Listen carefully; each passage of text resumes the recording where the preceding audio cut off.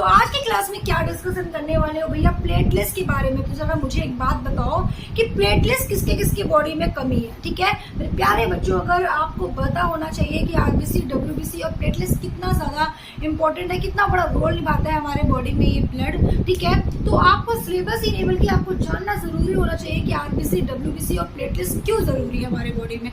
क्योंकि अगर हमारे बॉडी में आरबीसी, डब्ल्यूबीसी, प्लेटलेट्स की अगर किसी भी की कमी हो जाती है तो ये समझ लो हमारे हर बॉडी का ऑर्गन वीक हो जाता है। ठीक है, सबसे ज्यादा असर हमारी ब्रेन पे पड़ता है, इसीलिए आपकी बॉडी में ब्लड का कमी नहीं होना चाहिए। मैं आपको बताऊंगी, एक शॉर्ट्स वीडियो बनाऊंगी तो वहां पे मैं बताऊंगी कि क्या होता है जब आपकी बॉडी में कोई भी ब्लड, कोई भी सेल्स अगर आपकी वीक होती है, कम होती है, कम हो जाती है किसी चीज में, तो कैसे क्या इफेक्ट पड़ता है आपके ब्रेन पे। तो आज की क्लास में हम लोग जो डिस्कशन करने वाले हैं वो बात करेंगे भैया प्लेटलेट्स के बारे में।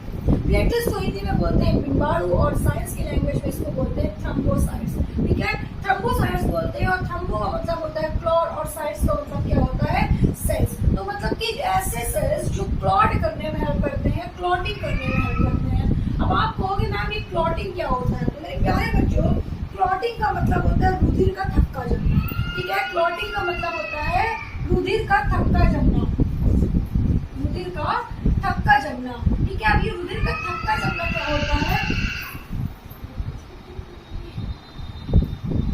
ठीक है, रुधिर का थक्का जमने का क्या मतलब होता है। तो मेरे प्यारे बच्चों इसका अर्थ होता है कि रुधिर का थक्का जमना, जब आपकी बॉडी में कभी किसी तरीके से चोट लगती है, कोई इश्यू होती है, तो आप देखते हो कि आपकी बॉडी से ब्लड बाहर निकलता है। करेक्ट, यस ना, बिल्कुल निकलता है, आपकी बॉडी से ब्लड बाहर निकलता है। तो एक क्या होता है जब आपकी बॉडी में ब्लड बाहर निकलता है तो थोड़ा टाइम लगता है कि आपका बंद होने में, है ना, थोड़ा टाइम लगता है। हम लोग बंद करने के लिए उसको दबाते हैं, उसमें पट्टी लगाते हैं, उसमें कुछ मेडिसिन यूज करते हैं ना। तो क्या होता है कि भैया बंद करने की पूरी कोशिश करते हैं। तो क्लॉटिंग का मतलब होता है रुधिर का थक्का जम जाना, है ना। जब आपको चोट लगी है तो चोट लगने के बाद जब ब्लड निकल रहा है, कुछ टाइम बाद आपका ब्लड क्या हो जाता है, जम जाए ताकि बाहर ब्लड ना हो। अगर आपकी बॉडी में रुधिर का थक्का नहीं जमेगा तो कभी भी आपको चोट लगती है, कोई एक्सीडेंट होता है और ब्लड निकलता है तो ब्लड निकलना बंद नहीं होगा, सॉरी बंद हो मतलब निकलेगा, बंद नहीं होगा। ठीक है, रुकेगा ही नहीं, ब्लड निकलता जाएगा, ब्लड निकलता जाएगा, और इससे आपको प्रॉब्लम हो सकती है। सिंपल सी बात है कि अगर आपकी बॉडी से ब्लड निकल रहा है तो आपके लिए लॉस ही है। तो इसलिए आपकी बॉडी में रुधिर का थक्का जमना बहुत जरूरी है। तो कहने का सिर्फ इतना सा मतलब है कि प्लेटलेट्स का मेन काम होता है कि आप क्लॉटिंग करना, ब्लड का क्लॉटिंग करना, रुधिर का थक्का जमाना। आई बात समझ में। ठीक है, अब हम बात करते हैं क्या भैया इसका फॉर्मेशन के बारे में बात करते हैं कि आपके प्लेटलेट्स का फॉर्मेशन कहाँ पे होता है। तो सबको पता है कि फॉर्मेशन अभी जैसे मैंने आरबीसी का आपको बताया, डब्ल्यूबीसी का बताया, वैसे ही प्लेटलेट्स का क्या होता है, इसका फॉर्मेशन कहाँ पे होता है भैया, बोन मैरो में होता है। अब आपको ये नहीं बताना पड़ेगा कि बोन मैरो क्या होता है, क्योंकि मैंने पहले की क्लास में आपको डीप में समझाया है कि बोन मैरो किसे कहते हैं। ठीक है, अच्छा उसके बाद बोन मैरो को हिंदी में क्या बोलते हैं, तो आप लोग नोट कर लो, अस्थि मज्जा। क्या बोलते हैं भैया, अस्थि मज्जा बोलते हैं इसको। ठीक है, अस्थि मज्जा के नाम से इसको जाना जाता है। ठीक है, उसके बाद अगर हम बात करते हैं कि मेल हो चाहे फीमेल हो, ठीक है, उसका क्या होता है, प्लेटलेट्स कितना होता है हमारे बॉडी में, कितना होना जरूरी है प्लेटलेट्स का। तो आपको बताना है कि भैया 4.5 से 5.5 लाख, ठीक है, कितने में भैया, लाख प्रति 100 प्रति एचपी होना चाहिए हमारे बॉडी में क्या, प्लेटलेट्स। जैसे कि आपने देखा आरबीसी में आपने देखा 120 डेज है ना, डब्ल्यूबीसी में देखा 8 से 10,000 100 प्रति एचपी है। ठीक है, वैसे ही आपका प्लेटलेट्स की अगर जब बात करते हैं तो 4.5 से 5.5 लाख प्रति 100 प्रति एचपी। ठीक है, इतना आपकी बॉडी में क्या होना चाहिए भैया, प्लेटलेट्स होना चाहिए। ना इससे कम होना चाहिए ना इससे ज्यादा होना चाहिए। थोड़ा बहुत कम है तो मैनेज हो सकता है, लेकिन बहुत ज्यादा कम है तो आपको आपकी बॉडी में क्या होगा भैया, रुधिर का थक्का नहीं जमेगा, और जब रुधिर का थक्का नहीं जमेगा तो आपकी बॉडी में ब्लड क्या होने लगेगा, काफी फ्लो होगा, काफी ज्यादा बाहर होगा। ठीक है, उसके बाद बात करते हैं इसकी लाइफ स्पैन कितनी होती है। लाइफ स्पैन का मतलब क्या होता है, जीवन काल, इसका जीवन काल कितना होता है। ठीक है, तो अगर इसकी जीवन काल की बात करते हैं तो आपको बताना है क्या भैया, 8 से 10 डेज। ठीक है, अब आप बोलोगे कि मैम 8 से 10 डेज लाइफ स्पैन होता है, आरबीसी का कितना होता है, तो 120 डेज होता है। डब्ल्यूबीसी की बात करें तो भैया डब्ल्यूबीसी का मैंने आपको बताया था कि 2 से 4 डेज भी कह सकते हो आप इसका। ठीक है, 2 से 4 डेज या 2 से 5 डेज भी मैक्सिमम कह सकते हो आप। ठीक है, तो आपका डब्ल्यूबीसी का लाइफ स्पैन 2 से 4 डेज, 120 डेज आपका आरबीसी का। और प्लेटलेट्स की जब बात होती है तो आपका 1 से 10 डेज होता है, 8 से 10 डेज होता है। लाइफ स्पैन का मतलब क्या होता है मेरे प्यारे बच्चों? तो लाइफ स्पैन का मतलब होता है कि आपके बॉडी में ये ब्लड आरबीसी कितने दिन तक जिंदा है, उसके बाद क्या हो जाता है, डेड हो जाता है। तो सबका एक अपना अपना लाइफ स्पैन होता है। जैसे अगर मनुष्य की बात करते हैं तो मनुष्य का भी अपना एक लाइफ स्पैन होता है ना। हम लोग कितने साल जिएंगे भैया? 70 साल जिएंगे, 80 साल जिएंगे, लेकिन आज के समय में कुछ कंफर्म नहीं कब चले जाएंगे, है ना। मतलब 50 साल के हुए नहीं, 50 तो मैंने बहुत बड़ी बात बोल दी, मतलब अगर 30 क्रॉस हुए नहीं तो हमें एक न एक डिसीज होना शुरू हो जाते हैं। एक नॉर्मल सा डिसीज तो मतलब कॉमन हो चुका है भैया। क्या हो गया? डायबिटीज हो गया। क्या हो गया? डायबिटीज हो गया। जिसको देखो डायबिटीज हो गई, ये कॉमन डिसीज हो गई जैसे लग रहा है, ठीक है। तो ये नॉर्मल डिसीज होने लगते हैं। डायबिटीज हो गया, ये नहीं खाना, वो नहीं खाना, ये नहीं करना, वो नहीं करना, बीपी लो हो रहा है, बीपी हाई हो रहा है, ये सब कॉमन डिसीज हो गए हैं, ठीक है। तो कहने का सिर्फ इतना सा मतलब है, सबका अपना अपना लाइफ स्पैन होता है। वैसे ही वुमेन्स का भी लाइफ स्पैन होता है। अगर वुमेन का लाइफ स्पैन पूछे तो आप खुद ही कंफ्यूज होगे, मैम वुमेन का लाइफ स्पैन कितना बताऊं मैक्सिमम? आपने बता दिया 8 से 10 डेज, चलिए इतनी के बीच में कोई ना कोई लाइफ स्पैन होगा। वुमेन का लाइफ स्पैन कब बताऊं मैम? वो तो डिजीज से ही मर रहा है भाई, समझ में नहीं आता इसका लाइफ स्पैन क्या है। मेरे प्यारे बच्चों, मैक्सिमम जो एज होती है वुमेन्स की बात लोग 80 मैक्सिमम मान के चलते हैं, लेकिन आज के समय में तो मैं बोल रही हूँ कि भैया 50 से 60 ले लो। 60 से ज्यादा जी ली है भैया, वो बहुत मतलब बहुत पौष्टिक चीज खाते हैं, अपने आप को बहुत मेंटेन रखते हैं, ठीक है। तो हम कुछ कह ही नहीं सकते उनके लिए जो 70-80 साल। आज के समय में अगर कोई 80 साल 90 साल जी रहा है तो उनको मैं दिल से सल्यूट करती हूँ। भैया क्या खाते हो जो इतने दिन तक जिए थे, कैसे डाइट करते हो, कैसे आप एक्सरसाइज करते हो, कैसे अपने आप को इतना मेंटेन रखे हो, ठीक है। सबसे ज्यादा जो प्रॉब्लम होती है हम लोगों को वो क्या होती है मैम? आपके नी में प्रॉब्लम होती है, घुटने में प्रॉब्लम होती है।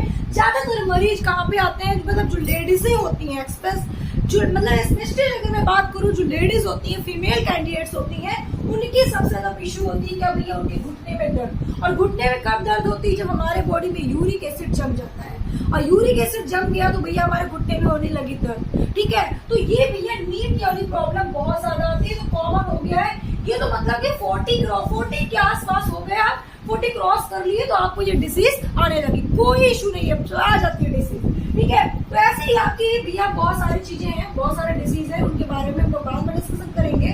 तो अभी मैंने आपको बताया कि आपकी प्लेटलेट्स का आपका लाइफ स्पैन कितना होता है, तो आपको बता देना है कि भैया इसका लाइफ स्पैन जो होता है वो 2 कितना होता है, 8 से 10 डेज होता है, ठीक है। अब उसके बाद जब ये डेड हो जाती है, तो डेड होने के बाद कहाँ जाती है? तो आप बताओगे ब्लड में जाती है। अब देखिए यहाँ पे एक चीज ध्यान दीजिएगा, आपसे यहाँ पे पूछा जाएगा जैसे कि यार ब्लड बैंक ऑफ आरबीसीज, तो आप बताओगे स्प्लिट। ब्लड बैंक ऑफ डब्ल्यूबीसीज, तो आप बताओगे ब्लड बैंक ऑफ प्लेटलेट्स, तो भी आप क्या बताओगे? ब्लड, ठीक है। ब्लड में ही डेड होती है, ठीक है। इसमें रीजनरेशन की कैपेसिटी होती है, जब रीजनरेशन होता है ये, ठीक है, पुनर्जनन होता है, तो फिर कहाँ होता है? तो ब्लड में ही होता है, ठीक है। कहाँ होता है भैया? ब्लड में ही होता है, ठीक है। अब देखिए अगर बात करते हैं तीनों के रेशियो के बारे में कि आरबीसी और डब्ल्यूबीसी एंड आपका लास्ट है प्लेटलेट्स, ये तीनों का रेशियो कितना होगा? तो आपको बताना है भैया 641। कितना बताना है? 600 रेशियो 1:40 इसका क्या होता है? इसका रेशियो होता है। आरबीसी इसका 600, डब्ल्यूबीसी इसका 1 और प्लेटलेट्स का कितना होता है? 40 होता है। ये कभी कभी आपके एग्जाम में पूछ लिया जाता है, तो आप इसको नोट कर लीजिएगा, ठीक है। अब अगर प्लेटलेट्स का शेप की बात करते हैं कि प्लेटलेट्स का शेप क्या होता है, तो आप बताओगे भैया कि इसका शेप जो होता है वो राउंड होता है, ठीक है। फंक्शन क्या होता है? तो इट हेल्प ब्लड क्लॉटिंग, ठीक है। फंक्शन क्या होता है? तो इट हेल्प ब्लड क्लॉटिंग। आपको बता देना है क्या होता है भैया? ब्लड क्लॉटिंग होता है, ठीक है। ब्लड क्लॉटिंग में क्या करता है? काफी हेल्प करता है। ब्लड क्लॉटिंग क्या होता है? रुधिर का थक्का जमना। अगर आपकी बॉडी में ब्लड क्लॉटिंग नहीं होगा तो आपकी बॉडी में क्या होगा? रुधिर का थक्का नहीं जमेगा, ठीक है। अब देखिए अब आपसे पूछा जाए कि ब्लड क्लॉटिंग के फैक्टर कौन कौन से होते हैं, ठीक है। किससे किससे मिलकर आपका हुआ है भैया ये ब्लड क्लॉटिंग के फैक्टर कौन कौन से होते हैं, फिर क्या क्या होता है, ठीक है। तो आपको बताना है कैल्शियम, विटामिन, प्रोटीन, ठीक है। तो आप सब लिख देना, क्या क्या लिखोगे भैया? आपका कैल्शियम हो गया, ठीक है, विटामिन हो गया, इसके फैक्टर मैं बता रही हूँ आपको, और आपका क्या हो गया भैया? प्रोटीन। अब आपको एक प्रोटीन का नाम लिख रही हूँ क्योंकि मैं एक प्रोटीन वाला पार्ट मैंने प्लाज्मा जब पढ़ाया था तो उसमें पूरा पूरा बेटा आपको बताया था प्लाज्मा में कौन कौन सी प्रोटीन होती है, किसकी को सबसे ज्यादा ब्लड क्लॉटिंग में कौन सी हेल्प करती है प्रोटीन, ये मैं सारी चीजें आपको प्लाज्मा वाला पार्ट में बता दी थी। ठीक है, इसलिए मैं रिपीट नहीं करूंगी इस चीज को, कौन कौन सी प्रोटीन होती है, मैं बस मेन प्रोटीन का नाम बता रही हूँ आपको। ठीक है, तो आप लिख रहे हो यहाँ पे कौन सी होती है, प्रोथॉम्बिन। ठीक है, हाँ ठीक है, ठीक है, हाँ चलो, तो आपको याद रख लेना है क्या भैया, फाइब्रोजन। ठीक है, फाइब्रोजन आपकी जो प्रोटीन होती है भैया, ये प्रोटीन जो होती है वो ब्लड क्लॉटिंग में काफी हेल्प करती है। ठीक है, अगर ये प्रोटीन की कमी हो गई तो भी आपकी बॉडी में क्या होगा, आपकी बॉडी में ब्लड क्लॉटिंग नहीं बन पाएगा। अगर आपकी बॉडी में कौन से विटामिन में होता है तो आपको बताना है भैया विटामिन के, अगर विटामिन के की कमी हो गई तो भी आपकी बॉडी में ब्लड क्लॉटिंग नहीं होगी। ब्लड क्लॉटिंग में कितना समय लगता है तो आपको बताना है 4 से 5 मिनट। अगर आपकी बॉडी